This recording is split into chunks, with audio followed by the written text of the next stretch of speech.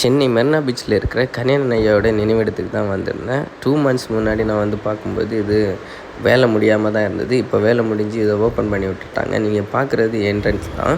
இந்த என்ட்ரன்ஸ்குள்ளாடி என்ட்ராகி நான் வந்துட்டேன். ஒவ்வொரு கல்வெட்டுலேயும் அவருடைய ஒவ்வொரு வாசகங்களையும் நம்ம எழுதி வச்சுருந்தாங்க. உள்ளே நான் என்ட்ரான உடனே பார்க்குறதுக்கு வேறு லெவல் அப்படின்னு சொல்லலாம். இங்கே வந்து குறிப்பிட்ட டைம் வரை தான் இவங்க அலோவ் பண்ணுவாங்க. நைட்டு 7 o'clock வரை தான் இவங்க அலோவ் பண்ணுவாங்க. அதுக்கு மேலே வந்து அலோவ் பண்ண மாட்டாங்க.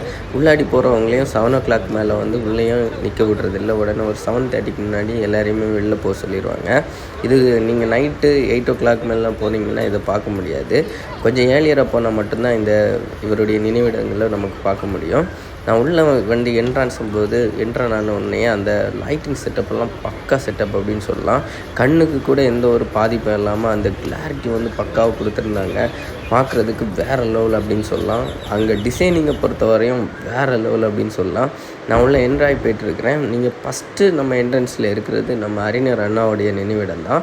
அதை தாண்டி தான் நம்ம கலைஞர் அவங்களுடைய நினைவிடத்தை வந்து இவங்க வடிவமைச்சிருக்கிறாங்க. நீங்கள் இந்த வீடியோ ஃபுல்லாக ஸ்கிப் பண்ணாமல் பாருங்கள். அப்போ தான் உள்ள என்னெல்லாம் அவங்க செட் பண்ணியிருக்காங்க அப்படின்னு சொல்லிட்டு உங்களுக்கு பார்க்க முடியும்.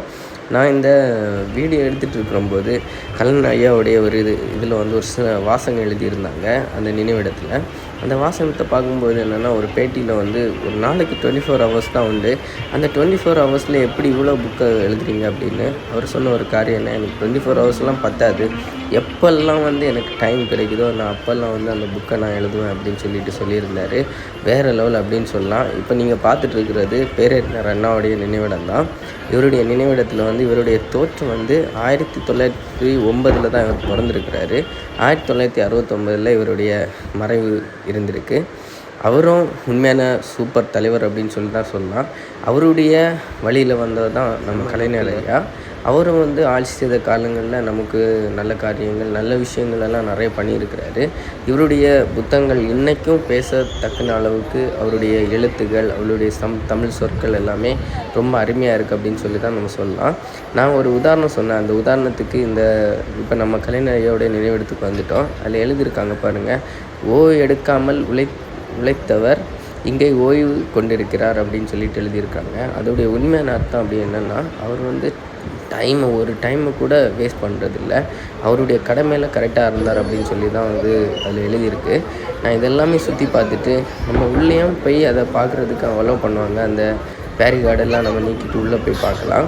இவருடைய பிறப்பு வந்து 1924 இருந்திருக்கு. இவருடைய இழப்பு வந்து 2018 நமக்கு ஒரு நல்ல தலைவரை நம்ம இழந்திருக்கிறோம். இது எல்லாத்தையும் நாங்கள் சுற்றி பார்த்துட்டு நாங்கள் வெளியில் கிளம்ப ஆரம்பிச்சிட்டோம். கிளம்பும்போதும் ஏகப்பட்ட க்ரௌட் வந்துட்டு இருந்துச்சு. நேற்றுக்கு அதனால் நிறைய க்ரௌட் வந்தனால அவங்க எல்லோரையும் அலோவ் பண்ணிகிட்டு இருந்தாங்க.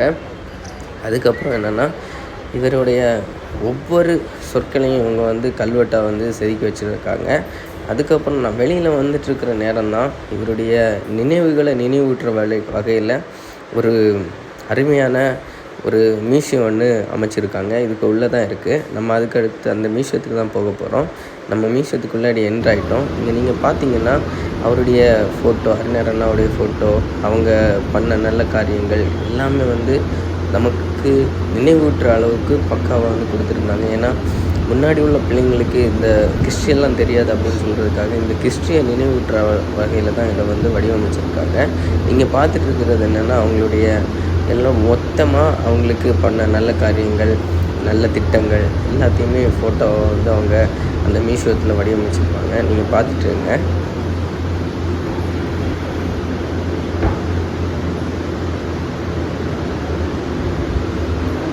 இந்த மியூசியம் ஃபுல்லாகவே இதே மாதிரி அந்த சுவர் பகுதியில் எல்லாமே இதே மாதிரி ஃபோட்டோஸ் தான் அதிகமாக இருக்கும். நீங்கள் போனால் கண்டிப்பாக இதை மிஸ் பண்ணாதீங்க. அதுக்கப்புறம் என்னென்னா, சின்னதாக கண்ணாடி பெட்டகங்களை வந்து ரெடி பண்ணி வச்சுருந்தாங்க. அந்த பெட்டகங்களை வந்து கை தொடக்கூடாது அப்படின்னு சொல்லிட்டு எழுதியிருந்தாங்க. அதில் இருக்கிறது என்னெல்லாம் அப்படின்னு சொல்லிட்டு அடுத்து இந்த வீடியோ முடிகிற நேரத்தில் நீங்கள் பார்ப்பீங்க.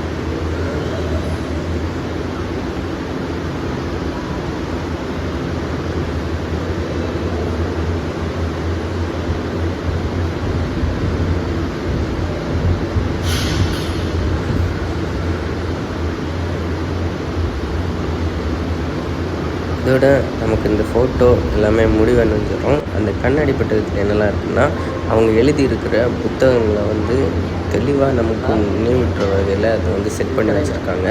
ஒரு புத்தகம் இல்லை, 2 புத்தகம் இல்லை, ஏகப்பட்ட புத்தகங்களை இவங்க எழுதியிருக்கிறாங்க. பார்க்குறதுக்கு வேறு லெவல் அப்படின்னு சொல்லலாம். அதுக்கப்புறம் இன்னொரு கண்ணாடி பெட்டகத்தில் என்னெல்லாம் வச்சுருப்பாங்கன்னா, அவர் யூஸ் பண்ண பொருட்கள், அவர் வந்து நல்ல காரியங்களுக்காக வாங்கின பரிசு பொருட்கள் எல்லாமே வந்து பக்காவாக செட் பண்ணி நமக்கு இதெல்லாம் வந்து நினைவூட்டுற வகையில் வந்து அவங்க செட் பண்ணியிருப்பாங்க. இதெல்லாமே பழைய காலத்து பொருட்கள்.